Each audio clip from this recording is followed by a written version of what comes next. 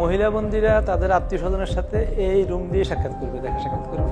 কারা শিক্ষক বলে ওই পোস্টার যেসব কারাগার আছে সেখানে ওই শিক্ষক নিজেই পড়ান। এটা ফাঁসির মঞ্চ। এক মৃত্যুদণ্ডপ্রাপ্ত বন্দীর সকল আইনি প্রক্রিয়া শেষ হয়ে যখন চূড়ান্ত ফাঁসির সিদ্ধান্ত হয় তখন ফাঁসি কার্যকরটা এখানে করা হয়। একটি কারাগারে কোথায় থাকেন হাজতিরা, কোথায় রাখা হয় ফাঁসির আসামিদের, আর কোথায় বা থাকেন ভিআইপি বন্দীরা, এই সব কিছুই সবসময় অজানা থেকে গেছে সাধারণ মানুষের কাছে। আমরা আজ সে বিষয়টি জানার চেষ্টা করব। আমাদের সাথে রয়েছেন খুলনা জেলা কারাগারের জেলার মোহাম্মদ মনির হোসেন। তিনি আমাদের জানাবেন কিভাবে একটি জেলা কারাগার পরিচালিত হয়। তাহলে চলুন আমরা যাই মনির হোসেনের কাছে। মনির ভাই, আসলে কারাগার কিভাবে পরিচালিত হয়, ভাগ আছে কত? কারাগারে সাধারণত মেল এবং ফিমেল, পুরুষ বন্দী মহিলা বন্দী তাদের আলাদা আলাদা প্রশ্নে থাকে। এর মধ্যে আবার প্রত্যেকটা ভাগের মধ্যে আমাদের বন্দির ক্যাটাগরি অনুযায়ী কেউ থাকে আন্ডার ট্রায়াল, যাদের মামলা এখনো চলমান রয়েছে, সাজা হয়নি, তারা থাকে একটা অংশে। আবার যাদের সাজা হয়ে গেছে কনভিক্ট বন্দী, তাদের থাকে আলাদা অংশে। আর ফাঁসির আসামিদেরকে নিরাপত্তার স্বার্থে এবং দুর্দর্শ বন্দী, শীর্ষ সন্ত্রাসী জাতীয় বন্দীদেরকে নিরাপত্তার স্বার্থে আবার আলাদা করে সেল এলাকায় রাখা হয়। আর সাজা ডিভিশনপ্রাপ্ত বন্দী বা শ্রেণীপ্রাপ্ত বন্দী তাদের জন্য আলাদা প্রশ্ন থাকে, তারা তাদের অংশে প্রশ্নে থাকে। আচ্ছা, তাহলে চলুন আমরা একটু কারাগারটা ঘুরে দেখতে চাই। Okay sir.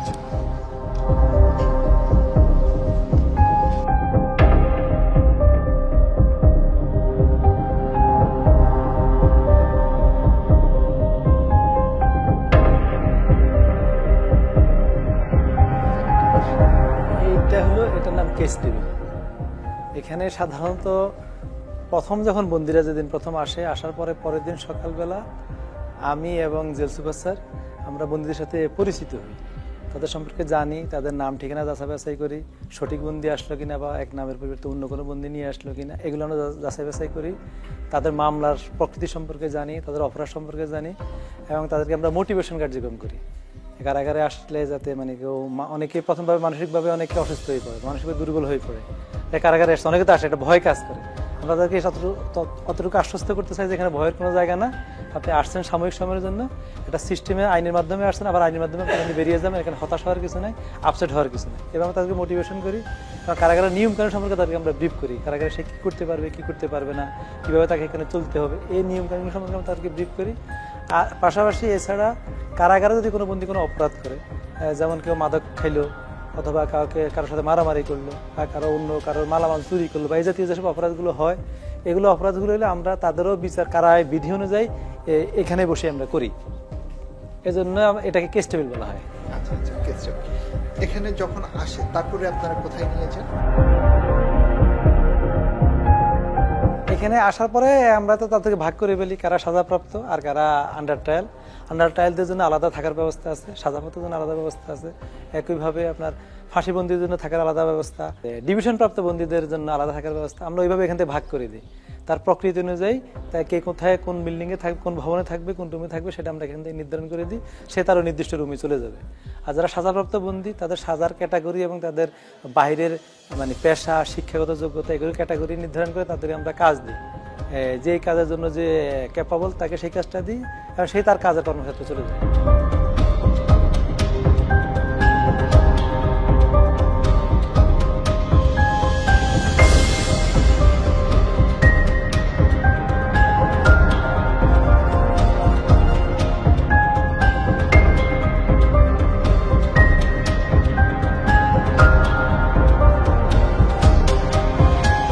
এটা হচ্ছে মহিলা ওয়ার্ডের MI ইউনিট। এখানে হলো মাদার ইন্টেন্সিভ কেয়ার বা যেটা বলি, এখানে যে ডে কেয়ার সেন্টার আছে আমাদের, তারপরে মহিলা বন্দীদের প্রশিক্ষণ, বৃত্তিমূলক বিভিন্ন প্রশিক্ষণ কার্যক্রম ছিল, যেমন এই যে নকশি কাঁথা সেলাই করা বা টেইলরিং প্রশিক্ষণ দেওয়া, এই কাজগুলো আমরা এই বিল্ডিংয়ে করবো। এবং মায়েদের সাথে যে বাচ্চারা যারা থাকে, মায়ের সাথে 6 বছর পর্যন্ত শিশুরা থাকতে পারে, তাদের লেখাপড়ার ব্যবস্থা হবে। তারপরে তাদের এমনিতে শিক্ষা, ধর্মীয় শিক্ষা এবং যারা অশিক্ষিত লেখাপড়া সেটা আমরা এই বিল্ডিংয়ে করাবো। এটার এই বিল্ডিংয়ের কার্যক্রম। তার বাচ্চারা খেলাধুলা করবে, হ্যাঁ, তারপরে উপরে আছে তাদের প্রশিক্ষণের কার্যক্রম চলবে, এটা বাচ্চারা এখানে খেলাধুলা করবে। এখানে বিভিন্ন আমরা ইনডোর গেমের ব্যবস্থা করবো। আচ্ছা, বাচ্চাদের ইনডোর গেমের ব্যবস্থা থাকবে।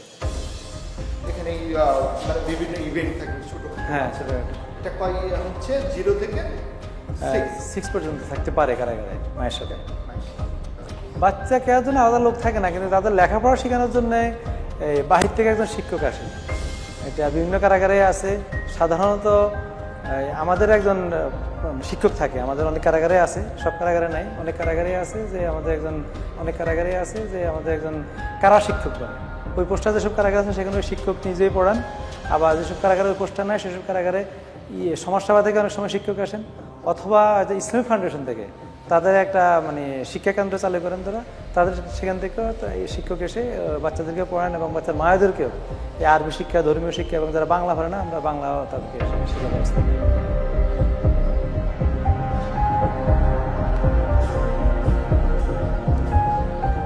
এটা একটা রুমে এক একটা কাজ করে, যেমন একটা যে বাচ্চাদেরকে রাখবো তাতে তাদের সেলাইয়ের প্রশিক্ষণ থাকবে, আমরা কয়েকগুলো সেলাই মেশিন দিব। আরেকটাতে নকশিকাতা সেলাইয়ের থাকবে, শেখার ব্যবস্থা থাকবে। হ্যাঁ, আরেকটাতে আমরা বিউটি পার্লার আমরা করব, সেখানে বিউটি পার্লার প্রশিক্ষণের একটা রুম থাকবে। এইভাবে বিভিন্ন প্রশিক্ষণের বিভিন্ন রুম থাকবে। তার মানে একটা মানুষকে আপনারা যারা জেলে আসবে বা কাজ শিখতে চায় তাদেরকে তাদেরকে আমরা সেটাই আমরা তাদেরকে আত্মকর্মসংস্থান শেখার জন্য এবং তাদেরকে আমরা প্রশিক্ষিত করে যাতে সমাজে গিয়ে তারা সমাজের সাথে মূল স্রোতে মিশে গিয়ে একটা কর্মক্ষম তাকে কাজ করার উপযোগী একটা প্রশিক্ষণ তাদের দিতে পারি আমরা, বৃত্তিমূলক প্রশিক্ষণ, সেই সকল ব্যবস্থা চালু থাকে। আচ্ছা, এটা কি অন্য জেলে আছে নাকি এই যে আধুনিক জেলগুলো এখন? না, সব কারাগারে এই সিস্টেমটা আছে, তবে বন্দি সংখ্যা যেসব কারাগারে কম সেসব কারাগারে হয়তো ওইভাবে সে অর্থে চালু করা যায়নি, কিন্তু যেসব কারাগারে বন্দি সংখ্যা বেশি সব অনেকগুলো কারাগারে এগুলো চালু আছে।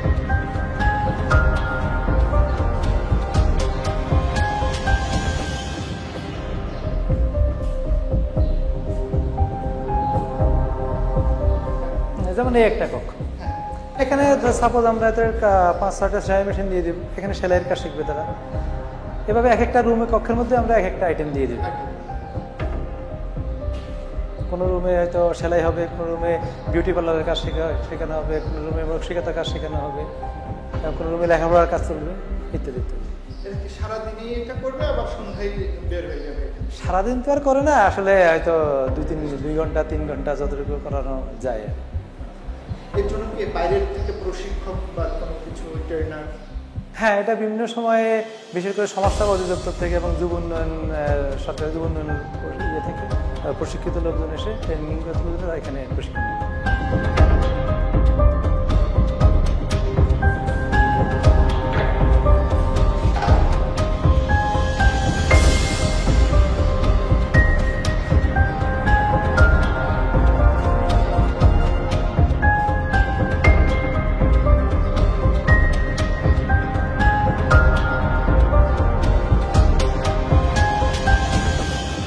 এই ভবনটা হলো শ্রেণীপ্রাপ্ত বন্দী এবং কিশোরী বন্দী যারা তাদের জন্য।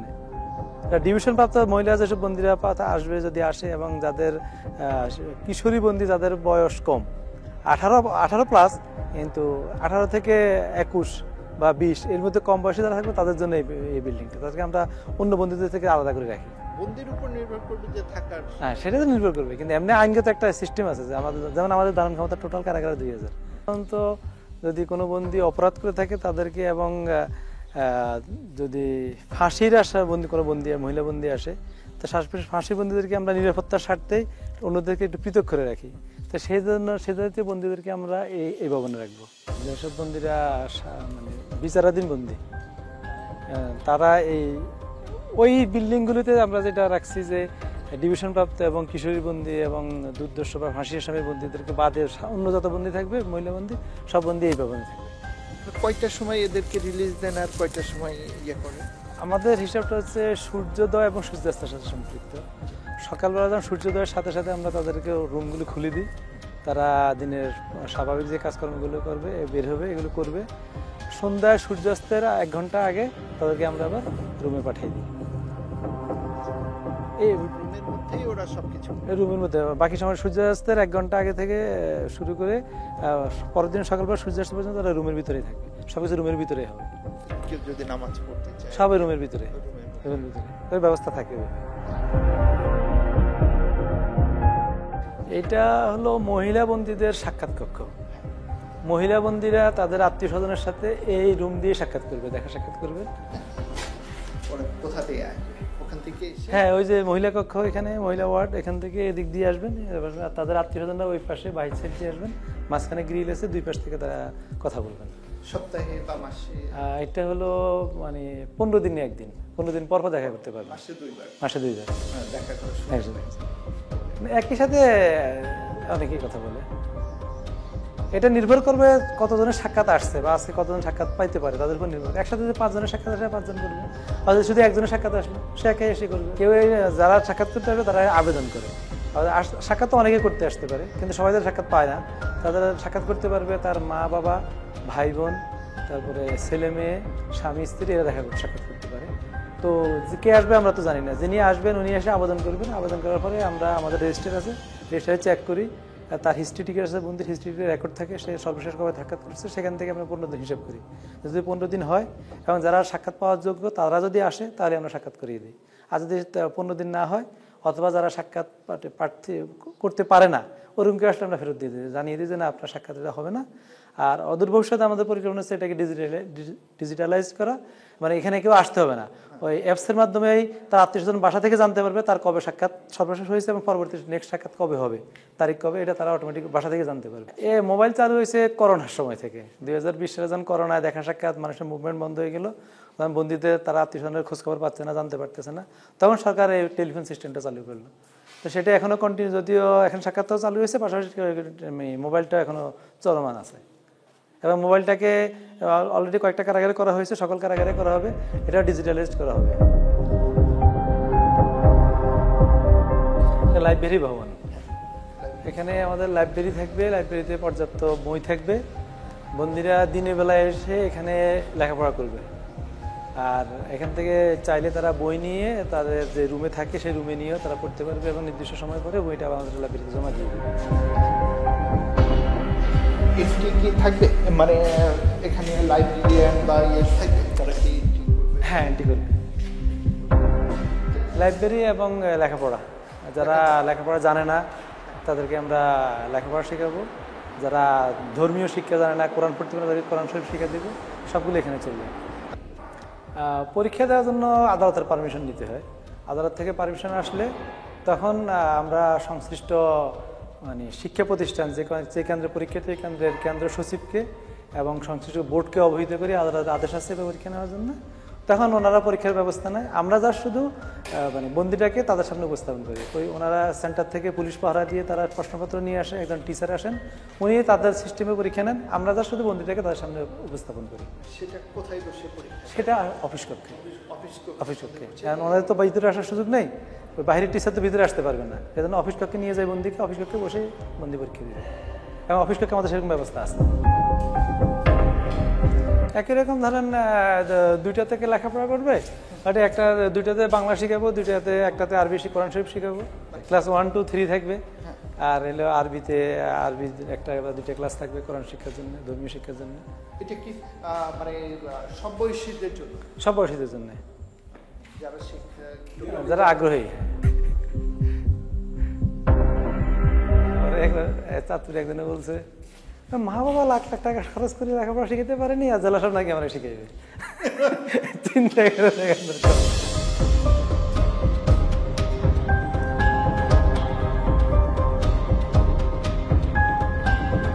ইলেকট্রিক প্রশিক্ষণ, তারপরে আপনার ধরেন মোড়া তৈরি, ফুলের ঝাড়ু তৈরি বা এই জাতীয় যেগুলো আমরা করি আর এইগুলো বন্দীদেরকে বিভিন্ন প্রশিক্ষণ দেওয়া যায়, সেই টাকার জীবনটা এখানে। আমরা যে বন্দীদেরকে রুটি খাওয়াই না, আমরা তো একবারে সরকারি খাদ্য দপ্তর থেকে নিয়ে এসে কি বলে গম এনে সেই গমটা আমরা ভিতরে ভাঙাই এবং লাল আটা রুটি খাওয়াই তাদের। তাই সেই গম ভাঙানোর মেশিনটা আছে এই পাশে। আর এই পাশে হলো আমার এই যে বিভিন্ন প্রশিক্ষণ, যেটা ফার্নিচার প্রশিক্ষণ, তারপরে ইলেকট্রিক প্রশিক্ষণ, ইলেকট্রনিক্সের প্রশিক্ষণ, ঝাড়ুদারি প্রশিক্ষণ, এগুলো সব আমরা এই পাশে করাবো। তাহলে গমটা কেন আপনারা মানে এখানে ইয়ে করেন, মানে আটা না নিয়ে কেন গমটা এখানেই ভাঙায় আটা করেন? এটা আসলে তো সরকারের পলিসি। তবে এটা সুবিধা হলো যে তারা মানে লাল আটাটা পাচ্ছে। সাধারণত আপনি লাল আটাতে প্রচুর ফাইবার থাকে। 6 হ্যাঁ, রুমের ভিতরে আপনার কি বলে থাকা খাওয়ার ব্যবস্থা সব রুমের ভিতরে হবে। এবং বাথরুমও সব রুমে আছে। এখানে কি রান্নার ব্যাপারটা? না, রান্নাটা আলাদা, এটা যাবো আমরা, ওইটা রান্না হয়ে এখানে আমরা পাঠিয়ে দেবো তাদের কাছে। ওরা কি সকালের খাবার খেয়ে বের হয়? না, সকালে খাবার খেয়ে বের হয় না, বের তো হয়ে যায় আগেই, খাবারটা আমরা পুষিয়ে দিই সকালে যত তাড়াতাড়ি সম্ভব। রুমে এসে খাবার চলে আসে, রুম থেকে তারা খাবার খেয়ে নেবে। দুপুরে তাদের রুমে খাবার চলে আসে, দুপুরে রুমে চলে আসে, আবার দুপুরে এসে খাবে, আবার রাতে এসে রাতের খাবারটা আমরা বিকেলে দিয়ে দিই, যেহেতু তারা লকআপে চলে যাবে, পরে আর বের হওয়ার সুযোগ নেই, সুতরাং বিকেলে আমরা তাদের রুমে খাবার পৌঁছে দিই। তারা সাধারণত রাত্রে খায়, ডে ল্যাট্রিন বলে। দিনে রাত্রিবেলায় তো তারা ওই রুমের ভিতরে ওয়াশরুম ব্যবহার করবে, কিন্তু দিনের বেলায় ওই রুমের ওয়াশরুম ব্যবহার করা নিষেধ। দিনের বেলায় তাদের ওয়াশরুম বা যা প্রয়োজন, এটা প্রাকৃতিক প্রয়োজনটা এখানে সারবে, এটাকে ডে ল্যাট্রিন বলে।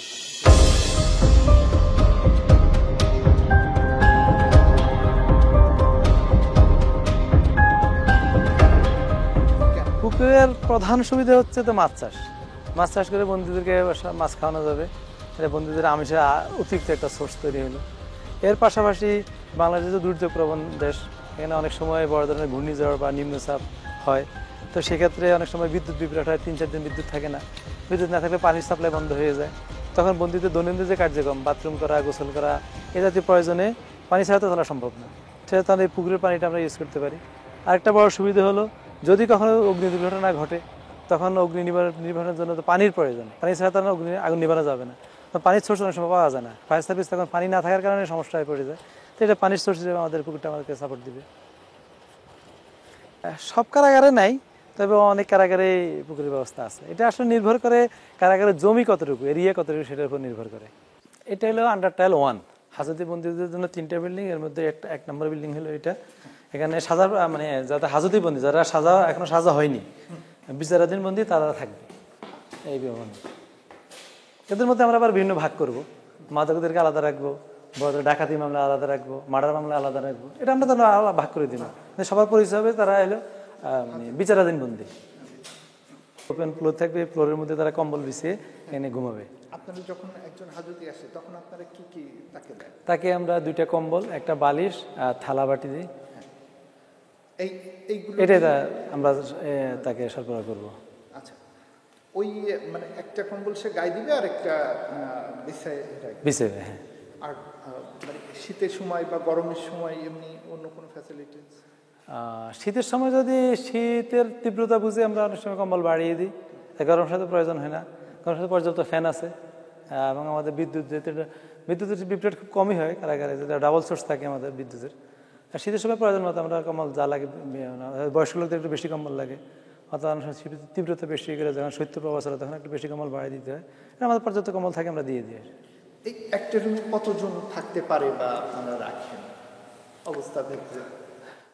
এটা তো ওই যে বললাম না, আনঅফিসিয়ালি হলো যত লোক আসে সবাইকে রাখতে হবে, আমার কিছু করার নেই। আর অফিসিয়ালি সিস্টেম হলে ধরেন এই রুমে একটা হিসাব আছে, 36 স্কোয়ার ফিট করে জন প্রতি পায়, এটা হিসাব 36 স্কোয়ার ফিট তার জন্য বরাদ্দ হয়। এখন ধরেন আমি যদি এদিকে 8 ফিট ধরি, তাহলে এটা 4 এটা 32, 4 ফিট বা আর একটু বড় হবে তার জন্য জায়গা। একজন 4 ফিট জায়গা, হ্যাঁ 4 ফিট জায়গা, 4 ফিট মোট 36 স্কোয়ার ফিট পাবে সে টোটাল, অফিসিয়ালি বরাদ্দ। কিন্তু এটা কম বেশি, আমরা কম লোক থাকলে অনেক জায়গা নিয়ে থাকে, আর বেশি লোক থাকলে আর কমে যাচ্ছে জায়গা। এবার ধরেন 3টা রো করে দিব আমরা, 3টা রোতে তারা ঘুমাবে, মাঝখানে হাঁটার জায়গা থাকবে আবার। আর এই যে ওয়াশরুম আছে, অজুখানা আছে। হ্যাঁ, হাফ ডান করা থাকবে। হাফ ডান করা হচ্ছে যারা ওয়াশরুমে গিয়ে কেউ যেন সুইসাইড করতে না পারে। আবার কারাগারে হলো দীর্ঘদিন যেহেতু তারা মানে পরিবার থেকে বাইরে থাকে, মানুষের সেক্সুয়াল নিডস যেটা, সেটা অনেকে তো ফিল আপ করতে পারে না, অনেকে কেউই তো ফিল আপ করতে পারে না। তখন দেখা যায় যে নিজেদের মধ্যে এক ধরনের মানে কি বলা সমকামিতা একটা কারাগারে হয়ে যায়, এটা খুব কমন একটা বিষয়। ওটা যেন না করতে পারে বাথরুমে গিয়ে কেউ, সেজন্য হাফ ডান করা হয়। আর সবচেয়ে বড় বিষয় যাতে কেউ হ্যাঙ্গিং সুইসাইড করতে না পারে। রুমে, হ্যাঁ, প্রত্যেকটা রুমেই নামাজের জন্য ওই যে একটা সাইড আমরা নির্দিষ্ট করে দিই, নামাজের সময় হলে ওই সাইডে যারা থাকে তারা সরে যাবে, সবাই এখানে নামাজ পড়বে, নামাজ শেষে আবার আগের মতো চলে যাওয়া হয়ে যাবে।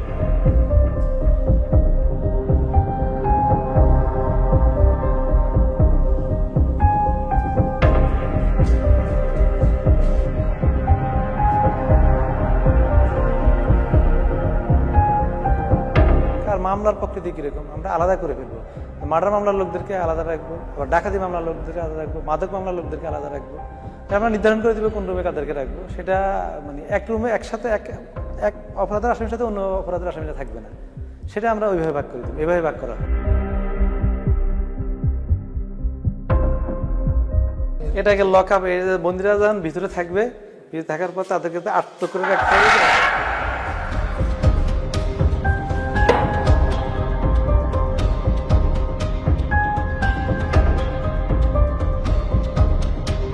এখানে একটা তালা দিয়ে দিব, রাত্রিবেলা তারা এইভাবে থাকবে। আমাদের মানে কারারক্ষীরা থাকবে, বাহিরে গার্ড দিবে, তারা ভিতরে থাকবে। ভিতরে রাত্রিবেলা আমরা যাবো না।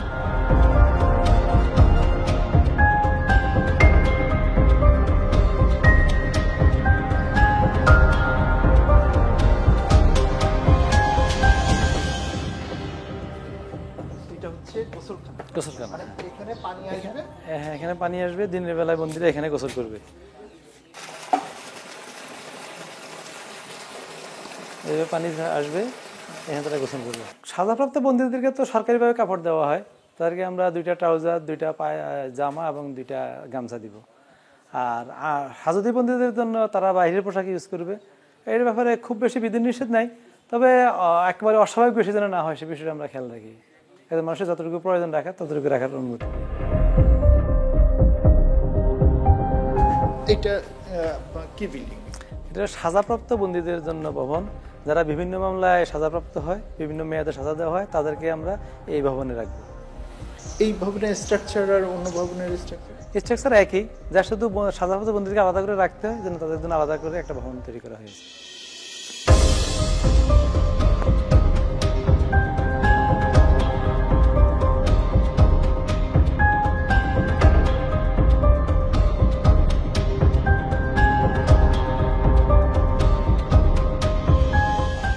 ফাঁসির আসামিদেরকে আলাদা করে রাখা হয়? আলাদা করে রাখা হয়, তাদের নিরাপত্তার সাথে তাদেরকে অন্য বন্দী থেকে আলাদা করে রাখতে হয়। খুলনা জেলা কারাগারে এখন কতজন? আমার এখন 33 জন ফাঁসির বন্দী আছে। সবাই এখানেই থাকবে। আর সম্ভবত যশোরে 100 জনের মতো ফাঁসির আসামি আছে, তাদেরকে এখানে শিফট করা হবে। আর ফাঁসির মঞ্চ যখন হয় তখন কি এখান থেকে নিয়ে যে ওখানে? হ্যাঁ, এখান থেকে নিয়ে গিয়ে ওইখানে সাধারণত আপনার সকালে হয় আপনার সপ্তাহে 2 দিন খিচুড়ি, 1 দিন হালুয়া রুটি, আবার 4 দিন রুটি সবজি। সকালবেলা নাস্তা। দুপুরে হয় সাধারণত সাদা ভাত, তারপর ডাল সবজি। আর রাত্রিবেলা সাদা ভাত, ডাল সবজি এবং সাথে মাছ অথবা মাংস। আপনার মাসে থাকে 20 দিন মাছ, আর 10 দিন হলো মাংস। মাসের মধ্যে 5 দিন হলো গরুর মাংস, 4 দিন হলো মুরগির মাংস, আর 1 দিন ছাগির মাংস। তো বিভিন্ন অকেশনে বিভিন্ন করা হয়। সাধারণত যেটা করা হয়, সকালবেলার নাস্তায় ওই দিন আমরা পায়েস, মুড়ি বা এই জাতীয় খাবার দেওয়া হয়। দুপুরবেলা সাধারণত আপনার পোলাও, গরুর মাংস, খাসির মাংস, মুরগির রোস্ট, ডিম, তারপরে কোল্ড ড্রিঙ্কস, পান, সালাদ, সুপারি, মিষ্টি। আর রাত্রিবেলা সাদা ভাত, রুই মাছ ভাজা এবং আলুর দম দেওয়া হয়। সাধারণত এটা করা হয়, ব্যতিক্রম একটা ক্ষেত্রে হতে পারে। এইটা ওয়ালটাকে বলে পেরিমিটার ওয়াল বলে। এই পেরিমিটার ওয়ালের উচ্চতা হবে 18 ফিট। এটা 18 ফিটে আছে। এটা সাধারণত যাতে একজন বন্দী কোনোভাবে পালিয়ে যেতে না পারে সেই টার্গেট থেকে করা হয়। এটা জেল কোড অনুযায়ী এটা 18 ফিট হবে। 18 থেকে 21 পর্যন্ত যাদের বয়স হবে তারা এখানে থাকবে। শুধু তারাই থাকবে এখানে। সাধারণত এই বয়সের তো অনেক স্টুডেন্ট থাকে, তাদের স্টাডির যেন কোনো হ্যাম্পার না হয় সে বিষয়টা দেখা হয়। তারা যেন এখান থেকে লেখাপড়া করতে পারে এবং এখান থেকে পরীক্ষা অ্যাটেন্ড করতে পারে সেই বিষয়গুলো দেখা হয়। আরেকটা বিষয় আছে, তাদেরকে বয়স্ক বন্দী থেকে আলাদা একটা কারণ আছে, মানে সেক্সুয়াল বিষয়ে তারা হ্যারাসমেন্টের শিকার হয় বড়দের কাছ থেকে, সেজন্য ডিভিশন প্রাপ্ত বন্দীদেরকে এখানে রাখা হবে। এটা ডিভিশন ভবন। মানে আমরা যদি আমাদের ভাষায় বলি তাহলে একটু ভিআইপি বা ভালো মানে তাদেরকে ভিআইপি তো বলা যায় না। আসলে সমাজে ডিভিশন দেওয়ার ক্রাইটেরিয়া সমাজে যাদের লাইফ স্টাইলটা একটু ভালো, তারপরে যাদের সমাজে শিক্ষিত, সমাজের সাপোজ আমি যদি বলি যে দেখেন যারা এমপি বা মন্ত্রী পর্যায়ে এই সমস্যাটা যারা ছিলেন বা বিজনেসটা এরকম যাদের জীবনযাত্রার মানটা স্বাভাবিকের চেয়ে একটু উন্নত, তারা কারাগারে আসলে তারা যে সরকারের কাছে আবেদন করে যে আমার লাইফস্টাইল, তারপরে আমার সামাজিক স্ট্যাটাস সেগুলো হাই, সেই অনুযায়ী আমি একটু আলাদা সুবিধা পেতে চাই, তখন সরকার বিবেচনা করলে তাকে যে সুবিধাটা দেওয়া হয় সেটাকেই ডিভিশন বলা হয় কারাগারে। তো সেরকম কোনো বন্দী থাকলে তাদেরকে আমরা এই ভবনে রাখবো। কারা বিধি অনুযায়ী তাদের জন্য অ্যাটাচ বাথ আছে, তারা একটা খাট পাবে, একটা চেয়ার টেবিল পাবে, মশারি পাবে, পত্রিকা পাবে, এটা কারা বিধি অনুযায়ী তারা এই সুবিধাগুলো পাবে। তো এটা সাধারণত ওই যে খাট চেয়ার টেবিল অন্য সাধারণ বন্দীরা পাবে না।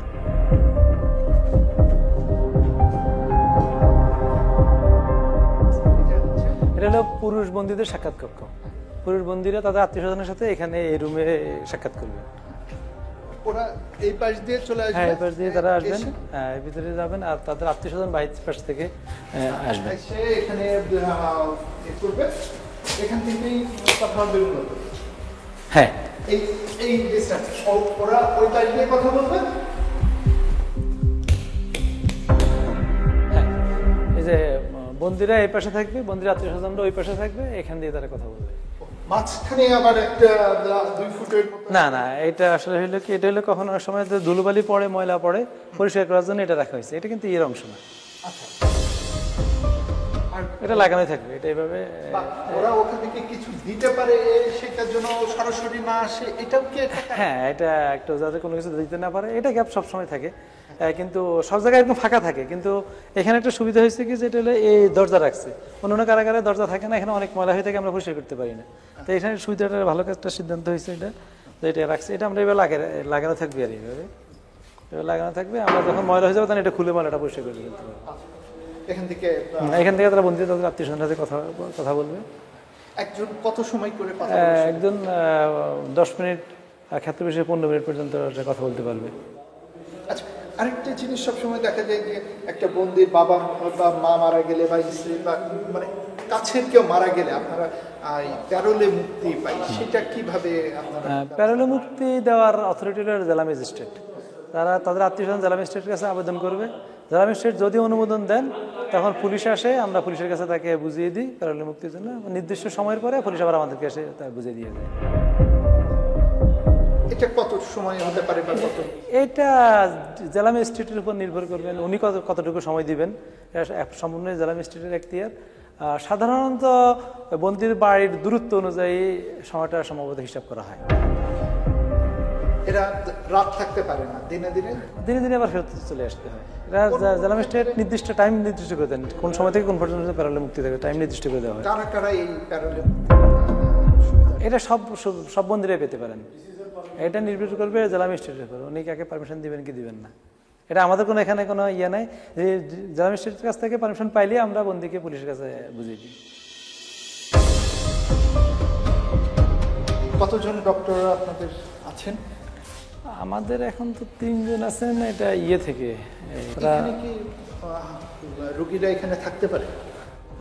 রোগীরা যাদেরকে ভর্তি দেখানো হবে তারা থাকতে পারবে, ভর্তি এবং অবজারভেশন রোগীরা থাকতে পারবে, সাধারণ ওষুধ এখান থেকে দেওয়া হবে। আমাদের ওষুধ স্টোরে ওষুধ থাকবে, ওষুধ তাদেরকে আমরা সরকারিভাবে ওষুধ দেওয়া হবে। অনেক আছে যে ক্রিটিক্যাল রোগী, যে যার সবসময় ওষুধ খেতে হয়, যেমন হার্টের, স্ট্রোকের বা অন্যান্য কিছু। তো সেক্ষেত্রে সেই রোগীদেরকে কিভাবে আপনারা ট্রিটমেন্ট করেন? তারা ওষুধটা পাই কোথায়? ওষুধটা আমরা সরবরাহ করি, সর্বোচ্চ চেষ্টা থাকে আমাদের পক্ষ থেকে ওষুধ সরবরাহ করার। বাহিরে বলেছেন যদি আমাদের এখানে সম্ভব না হয় ট্রিটমেন্ট দেওয়া, তখন আমরা এই যে খুলনা মেডিকেল কলেজে পাঠাই দিই। খুলনা মেডিকেল কলেজে সেখানে ট্রিটমেন্ট হয়। সেখানে যদি সম্ভব না হয় তখন তারা ঢাকায় রেফার করে আরও বিশেষায়িত হসপিটালে। ঢাকায় যে হসপিটালে রেফার করে, আমরা ঢাকা কেরানীগঞ্জ কেন্দ্রীয় কারাগার মাধ্যমে আমরা ওই হসপিটালে তার চিকিৎসার ব্যবস্থা করি। আর ওষুধ সবকিছুই কি কিনে নিতে হয়? না, সরকারিভাবে সব ওষুধই ফ্রি পাওয়া যাবে। মানে ক্রিটিক্যাল রোগের ওষুধ তার ডিমান্ড অনুযায়ী? হ্যাঁ, ডিমান্ড অনুযায়ী এবং আমাদের সরবরাহ থাকা সাপেক্ষে তাকে ওষুধ দেওয়া হবে। যার সরবরাহ নেই বা একটা ক্রিটিক্যাল ওষুধ যেটা পাওয়ার সরবরাহ নেই, সেটা তখন সেক্ষেত্রে অনেক সময় আমরা বন্দীদেরকে আমরা কিনে দিই, আর বন্দির আত্মীয় স্বজন চাইলে সেটা সরবরাহ করতে পারে।